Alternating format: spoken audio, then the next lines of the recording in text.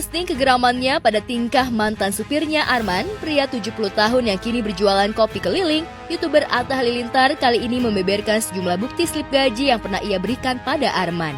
Lantas berapa gaji Arman saat masih dengan Atta? Wah, nggak pernah gaji 3 juta. Nggak pernah. Jika dari bukti yang dibeberkan, jelas kontras dengan pengakuan Arman saat sesi wawancara dengan tim Gospot. Arman mengaku hanya digaji sesuai UMR, jauh dari kesan yang diberitakan di mana ia sebelumnya santer disebut supir bergaji puluhan juta. Jadi itu bukan 30, 20 ya, itu saya banyak yang, saya juga waktu itu punya netizen ya, 200.000 waktu itu saya punya, 200.000, ada yang minta apa, sama saya minta sumbangan, yang katanya orang tuanya, bapaknya sakit, ada yang isinya sakit, anaknya minta susu, tolong Pak Arman minta 5 juta katanya. Pak Arman kan sekarang udah enak, kerja sama Bang Atta, gajinya besar. Saya kan kaget dibilang besar berapa? Ya katanya fantastis. Nah itu yang saya dengar, saya gaji fantastis, itu dari saya minta borong gaji waktu itu 5 juta, terus disanggah sama asistennya itu, Pak di sini nggak ada yang gaji segitu Pak. Ya kalau nggak ada ya UMR aja deh. Ya akhirnya disepakati UMR. Akibatnya setelah 3 bulan diberhentikan Atta, Arman mengaku kesusahan mendapatkan pekerjaan sebagai supir. Pasalnya, setiap kali orang akan mempekerjakan dirinya, mereka mundur karena tarif Arman mahal saat masih bekerja dengan Atta. Arman sendiri saat ini hidup sengsara berkalang derita setelah sang istri juga menderita sakit. Bahkan demi menopang hidup, ia berharap belas kasih dari Presiden Joko Widodo. Dan seperti inilah keluh kesah Arman. Minta sebelum ajal saya tiba, sebelum nyawa saya, ruh saya melayang, saya meminta Bapak Jokowi, mohon diberikan gerasi, Pak. Saya sedih, lebih-lebih istri saya.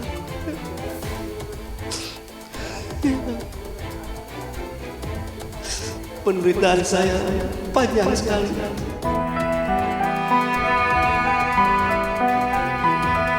Sama dengan penderitaan istri saya yang sakit. Bayangkan dulu saya selama beberapa tahun bekerja nggak ada hasilnya untuk berobat istri saya, tapi saya rela ikhlas. Yang penting istri saya bisa sehat walaupun nggak sehat ini. Nah sekarang selama saya nggak bekerja sama beliau, kan jualan kopi lagi, lantas ada, saya tetap jualan iklan istilahnya ya, jualan iklan, terus banyak yang datang mampir, Pak Arman belum kerja ya? Belum. Ada, terus nanya, terakhir kerja di mana Pak Arman? Di Pondok Indah. Sama siapa? Bang Atta. Dia kaget gitu, setelah agak tercengang gitu. Waduh Pak Arman, maaf ya, saya bukannya, saya nggak kaya seperti Atta Halilintar, nggak seperti Atta Halilintar. Mohon maaf ya Pak Arman ya, nanti saya hubungi lagi deh, saya WA lagi kalau saya perlu. Ya Bu, nggak apa-apa Bu, namanya juga nanya ya wajib. Ya saya nanya yang apa adanya, saya jawab apa adanya, saya jujur itu. Anak saya nggak ada, saya ke depan, anak saya dulu di tengah, suruh dulu istri saya di depan, saya di sini. Anak saya nggak ada, saya pindah ke depan. Oh gitu. Jadi ini udah nggak dipakai buat tempat tidur lagi ya Pak? Ya udah itu keropos luas. Keropos, asal tempel aja. Nah ini pernah rubuh nih.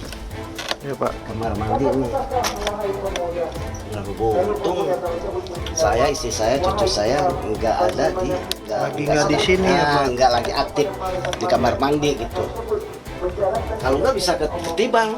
Ya. Ya kan udah nggak kuat bambunya.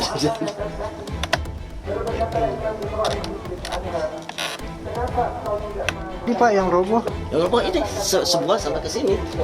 Oh, sampai ke sini. Iya, sampai itu jebol itu juga. Ini ganti. Tuh.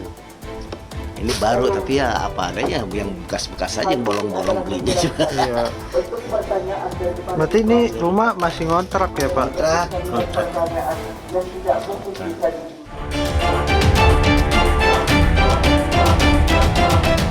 Saat Arman mengeluh tertatih menjalani hidup, suami Titania Aureli Hermansyah ini tak menyangka jika Arman justru tampil menjelekan dirinya. Padahal semasa masih bekerja, Atta banyak membantu pria paruh baya ini. Memang belum bisa dipastikan siapa yang benar, siapa yang salah. Yang jelas hingga kini, baik Atta maupun Arman belum duduk satu meja. Lantas akankah Atta mengambil langkah hukum jika reputasinya terus dirusak Arman? Enggak lah, saya mah kita lihat nanti aja ya. Yang penting kan udah ada buktinya juga kok yang benar. Ya kan kalau orang yang ada orang yang nyenggol kita ya kita balas dengan senyum aja. Oke? Makasih ya. Makasih ya Kakak. Nanti besok lagi ya. Thank you Kakak. Kalau saya bicaranya fantastis ya, bukan nominal gaji saya.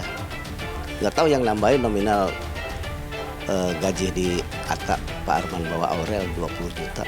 Siapa saya nggak tahu. Yang ingin saya tanyakan itu yaitu gaji saya fantastis. Fantastisnya dari mana? Maksud saya gitu loh. Jadi saya selama 2 tahun job saya yang mau kasih itu nggak ada. Jadi saya seakan-akan rugi lah gitu. Kalau keinginan sih tetap ada ya, sebagai manusia yang butuh biaya ya, biaya hidup. Saya ya berharap mau, tapi kan beliau aja kan nggak mungkin gitu loh.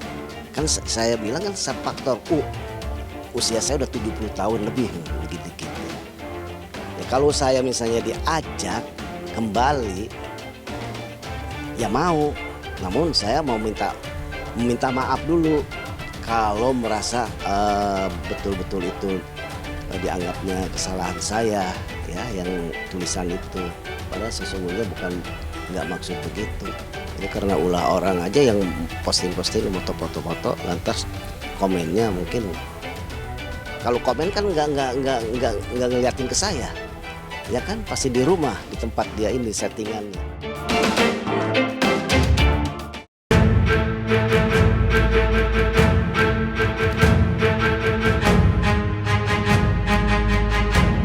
Inara Rusli dan Virgon Tambunan, pasangan yang sama-sama tengah bersidang menentukan nasib bahteranya, belakangan tengah diisukan sudah bertemu satu meja. Selain membicarakan soal masa depan anak-anak, Inara dan Virgon kabarnya akan segera berdamai. Perdamaian itu diminta oleh Virgon terkait laporan Inara atas tudingan cinta terlarang. Inara mengaku menyanggupi asal Virgon juga mencabut laporan soal illegal akses. Saya paling minta untuk dia minta untuk AJ, cuman kan aku minta untuk laporan dari pihak ketiganya itu yang dicabut duluan gitu. Dia duluan yang untuk minta damai, baru aku mau cabut laporan. Kalau misalnya dari pihak ketiga nggak ada omongan apa-apa ya aku harus gimana? Oh iya, kalau ketemu ya iyalah, kan namanya bapaknya anak-anak, kan dia mau ketemu anaknya masa. Damai mah pasti ada lah, karena kita nggak mau berlama-lamaan ya, yang kaya kan pengacara nanti. Iya.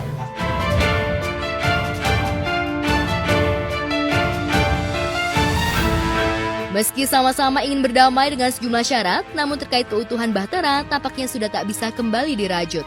Baik Inara maupun Virgon sepakat berpisah. Tinggal menyepakati soal hak asuh anak saja. Kalau untuk ngelamar aku belum berani komentar karena belum ada keputusan apapun dari pengadilan. Sidang masih berjalan, apalagi juga pidananya juga masih berjalan, tambah lagi ada laporan baru lagi. Jadi belum berani untuk ambil kesimpulan apapun. Untuk saat ini aku fokus usaha dulu. Barangkali ada orang-orang baik yang bisa mensupport bisnis aku terima dengan pintu terbuka. Nah, jangan dilupain, nanti siapa yang handle itu? Jangan dong, tahu-tahu dipanggil repot. Masalahnya tetap harus kita pikirin. Cuman ya nggak boleh terlalu berlarut-larut lah. Harus tetap dihadapi, tapi hadapi dengan hati yang ikhlas.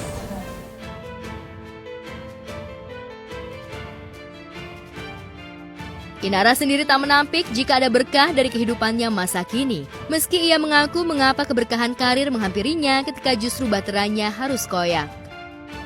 Campur aduk sih awal-awal aku ngerasa campur aduk, kayak senengnya ada gitu karena akhirnya bisa terrealisasi juga impian yang aku tunggu-tunggu selama ini gitu. Sedihnya juga ada, sedihnya kenapa ya kok malah terrealisasinya setelah kejadian ini semua gitu, bukannya saat masih bersama-sama gitu kemarin gitu. Kok nggak bisa ya merealisasikan ini bersama dengan orang yang kita percaya, orang yang kita sayangin itu. Kenapa materialisasinya setelah ada kasus gitu. Tapi kan ya kita sebagai gimana ya, orang yang harus pandai bersyukur, ya kita syukurin aja, mungkin ini adalah salah satu jalan Allah yang terbaik.